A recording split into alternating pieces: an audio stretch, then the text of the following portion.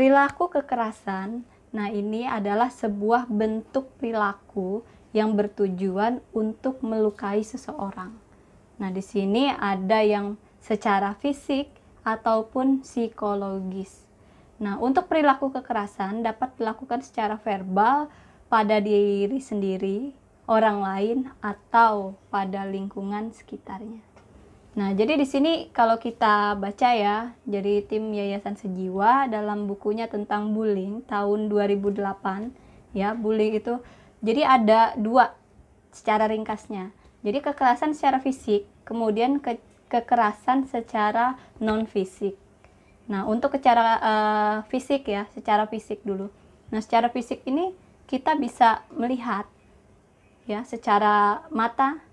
Jadi seperti misalnya terjadi kekerasan pada kita ditampar, kemudian kita melihat orang dipukul, ya, kemudian orang bertindak benar-benar yang melukai orang lain ya, bertujuannya untuk melukai, seperti memalak juga itu bisa, melempar, kemudian menjegal, kemudian menginjak-injak. Nah, itu adalah bentuk kekerasan secara fisik. Jadi bisa kita lihat ya, benar-benar oh ini kekerasan secara fisik. Nah, kekerasan yang agak sulit ya, atau perlu ketelitian atau kejelian, nah ini adalah kekerasan secara non fisik. Nah, untuk non fisik ini ya, nah untuk non fisik itu ada kekerasan verbal ya. Jadi kekerasan verbal ini dilakukan lewat kata-kata. Contohnya misalnya dibentak-bentak. Jadi ada suatu permasalahan atau apa, itu kan bisa dibicarakan secara baik-baik, sebenarnya seperti itu. Nah, namun ada sesuatu ya, jadi ada sesuatu yang membuat orang itu dibentak-bentak, kemudian dimaki-maki, kemudian dihina atau diteriaki ya. Diteriaki itu salah satu bentuk kekerasan verbal, kemudian difitnah, kemudian menyebarkan gosip, bisa juga untuk menuduh.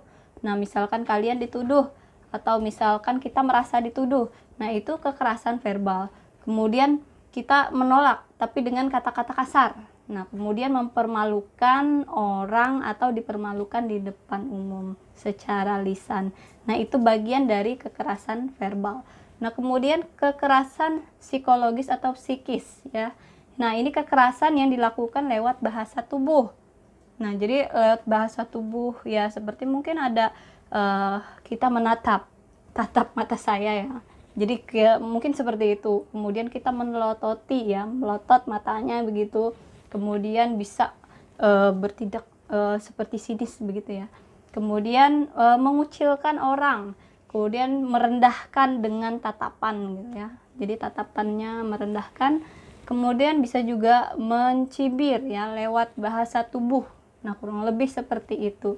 Nah, jadi untuk kekerasan non fisik atau yang tidak terlihat secara kasat mata, itu bisa berupa kata-kata atau bahasa dalam tubuh seseorang ya. Ini kayak joget lagi. Nah, jadi apa saja contoh kekerasan yang verbal? Jadi di sini saya bicara tentang yang kekerasan secara verbal. Nah, di sini contohnya ya, salah satu contohnya adalah pemanggilan atau julukan. Jadi misalnya kita dijuluki sesuatu yang misalkan hinaan atau mengata-ngatai ya. Jadi nama kita udah bagus itu ya, namanya seperti ini. Kemudian dijuluki dengan kata-kata, misalnya kata-kata binatang atau kata-kata yang tidak pantas. Bisa juga contohnya seperti ini, kamu tidak akan mengerti karena kamu bodoh gitu. Nah, itu juga kekerasan yang merupakan ya kita dijuluki bodoh gitu. Jadi itu suatu kekerasan secara verbal juga. Nah, kemudian degradasi ya. Jadi degradasi ini kata-kata yang dikeluarkan agar seseorang merasa bersalah terhadap dirinya sendiri dan menganggap dirinya tidak berguna. Nah, jadi misalkan kita bicara dengan lawan bicara kita. Nah, jadi kita merasa terdegradasi. Jadi kita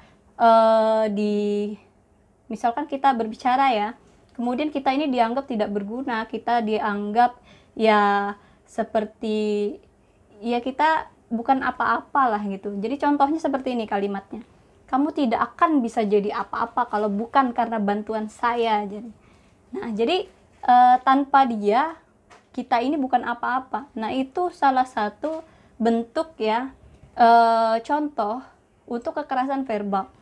Jadi kita tuh didegradasi, padahal kita itu menjadi sesuatu ya karena usaha kita, karena memang kita bisa, skill kita ada, namun dia merasa dan menyudutkan kita dengan kata-kata yang mendegradasi.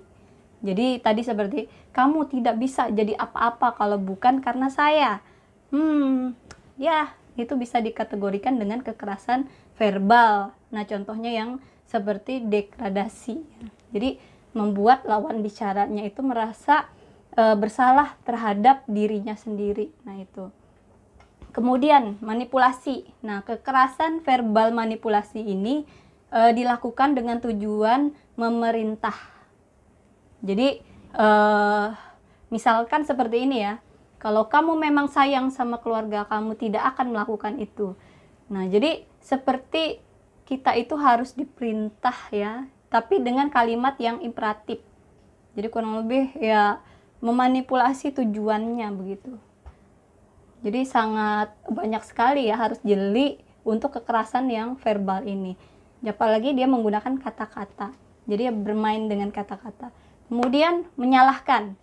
Nah, jadi berbuat salah itu manusiawi. Kita manusia nggak pernah bisa luput ya dari suatu kesalahan. Ya kita wajar aja lah mengakui kita banyak salah. Banyak lagi yang harus kita perbaiki.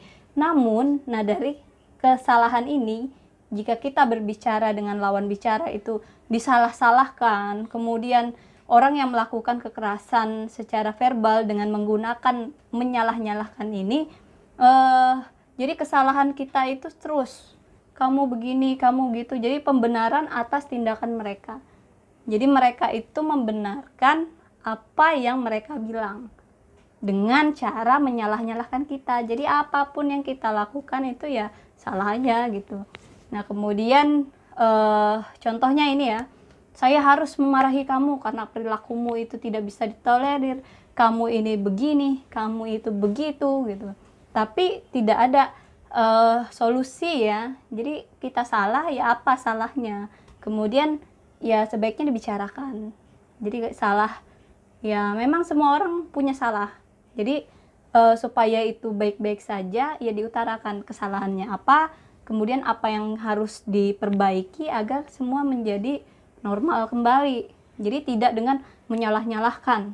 Nah, itu. Dan itu terjadi berulang-ulang. Nah, itu suatu kekerasan verbal ya, masuknya di situ. Nah, kemudian merendahkan orang. Nah, jadi kata-kata merendahkan ini keluar ketika pelaku itu merendahkan seseorang ya. Jadi ada beberapa orang berbicara kemudian merendahkan ya. Jadi dengan niat untuk mengerdilkan orang tersebut ya, membuat dirinya lebih superior. Nah, jadi dirinya lebih ya. Nah, ini biasanya kalau yang merendahkan ini lebih kepada orang yang lebih besar atau orang yang mempunyai lebih kekuatan atau kekuasaan. Jadi bisa kayak sewenang-wenang jadinya ya. Jadi kata-kata untuk merendahkan ini termasuk dalam kekerasan verbal. Nah, contoh kalimat yang merendahkan ya, ini contohnya, saya yakin suara kamu itu bagus, tapi lebih bagus lagi kalau kamu diam saja. Itu juga merendahkan. Kamu itu pintar masak, masakannya ya gimana ya. Nah, itu juga bagian dari merendahkan. Nah, kemudian kritik berkelanjutan. Jadi kerjanya kritik aja, tapi nggak ada solusi ya. Jadi menerima kritik itu bagian dari proses gitu. Nah, tadi balik lagi, kalau kita salah, ya salahnya di mana, kemudian apa yang harus kita perbaiki dari kesalahan itu. Nah, kemudian di sini kita mendapatkan kritikan berkelanjutan. Jadi kita sudah melakukan hal ini yang diperintahkan misalkan, atau sudah yang seharusnya. Kemudian dikritik aja, selalu salah aja, nggak pernah benar gitu. Sudah melakukan ini sesuai, ya tetap aja salah gitu. Caranya lah yang salah, kemudian bentuknya lah yang salah. ya salah semua.